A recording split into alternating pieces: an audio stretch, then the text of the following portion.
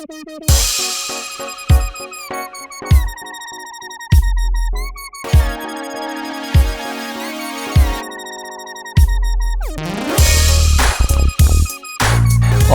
eu sou o professor Figueiredo e a nossa conversa de hoje vai girar em torno dos primeiros filósofos.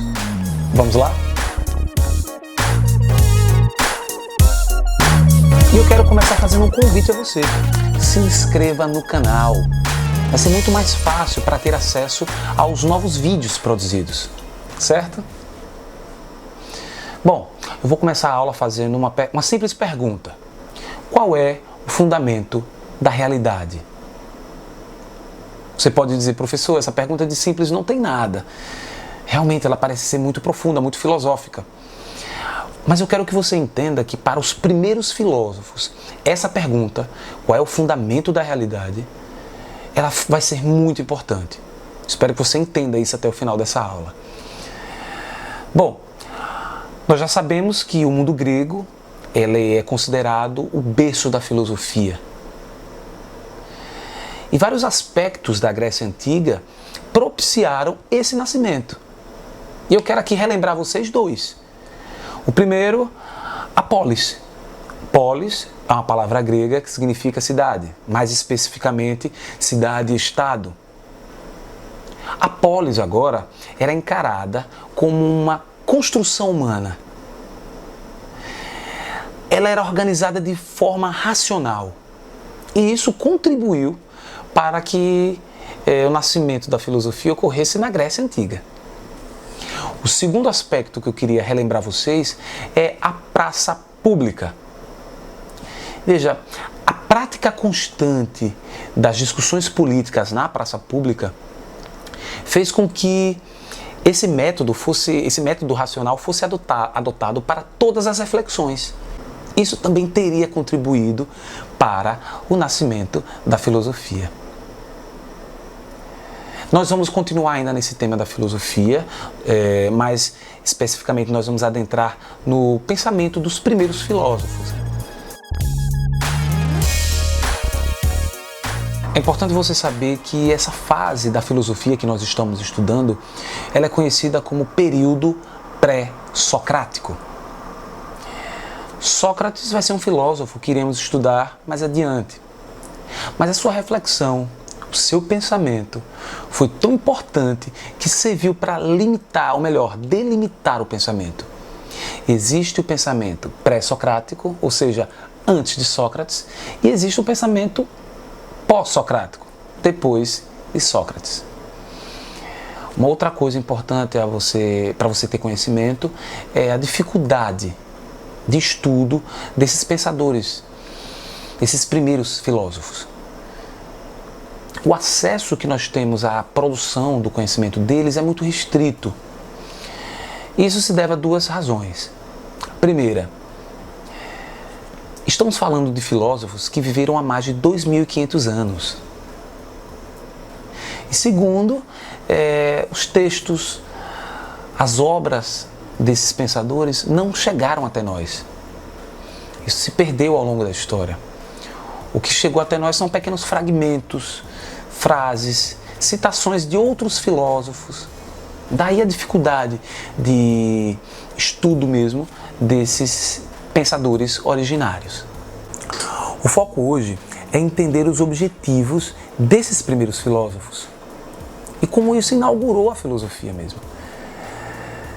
E como estamos falando da Grécia Antiga, é importante vocês também terem conhecimento que o mundo grego na antiguidade não corresponde ao que é a Grécia hoje. O mundo grego na antiguidade era muito mais vasto. Ele ia do sul da Itália até a Ásia Menor. Por isso vai ser muito comum você encontrar nos livros os nomes de filósofos, principalmente pré-socráticos, sempre associados à sua cidade natal. Por exemplo, Pitágoras. Pitágoras é um filósofo pré-socrático. Mas no livro você vai ver lá, Pitágoras de Samos.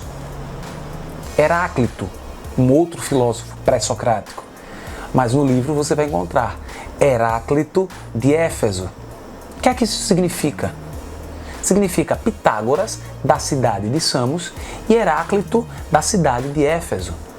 Como vocês também já sabem, a filosofia grega veio ofertar uma nova alternativa à explicação mitológica.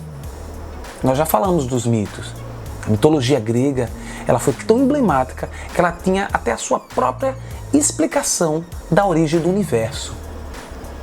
Para quem tem interesse em mitologia, eu aconselho ler Hesíodo, especificamente a obra Teogonia. Lá você vai ver como os gregos explicavam a origem do universo. E essa explicação mitológica tem um nome, isso é a cosmogonia. Já os primeiros filósofos irão explicar de forma diferente. Vai ser chamado de cosmologia. A cosmologia representava uma nova postura, que consistia em observar a natureza.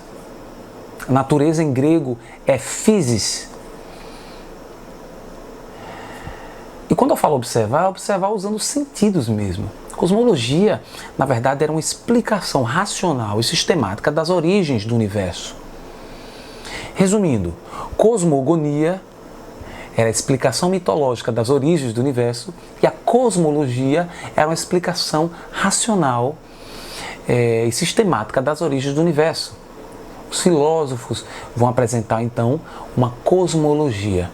Bom, através dessa observação da natureza, os filósofos pré-socráticos começaram a se perguntar: será que existe uma substância que é a base de tudo? Lembram da pergunta inicial? Qual é o fundamento da nossa realidade? É isso que os filósofos pré-socráticos estão querendo responder aqui. Qual é a substância primordial? Substância primordial é o que eles chamavam de arqué. A arqué é a substância que deu origem a tudo. É o substrato fundamental que compõe todas as coisas. É a força, é o princípio. Cada filósofo, à sua maneira, vai responder qual é essa substância, qual é a arqué. Vamos nos concentrar no primeiro filósofo, Tales de Mileto, ou seja, Tales da cidade de Mileto. Tales inaugura a filosofia com a célebre frase: tudo é água. Deu para perceber nessa frase qual é a arqué para ele? Isso mesmo, a água. A água é a arqué para Tales. Mas por que Tales escolheu a água dentre várias substâncias que compõem o universo? Percebam que na observação natural da natureza, Tales pôde observar os corpos hídricos, rios, mares, percebeu a dependência que os seres humanos têm da água, que os animais, os vegetais. Quando ele falou que tudo é água, significa que tudo depende da água. Tudo veio dela. É possível perceber ainda hoje a importância da água no nosso discurso. Quando pesquisas espaciais procuram a água em outros planetas, eles fazem isso porque nós ainda associamos água à vida.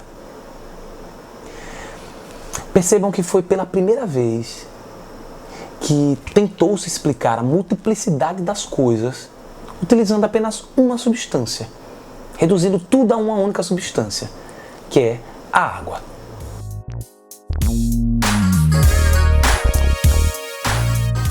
Como proposta de atividade, eu gostaria que você fizesse uma pesquisa sobre os outros pensadores da escola de Mileto e identificasse o que cada um encontrou em sua busca. Além dessa pesquisa, eu gostaria que você fizesse um pequeno texto sobre a democracia em Atenas. Isso vai ser muito importante para as próximas aulas. Se você chegou até aqui, curta esse vídeo, siga o canal e até a próxima.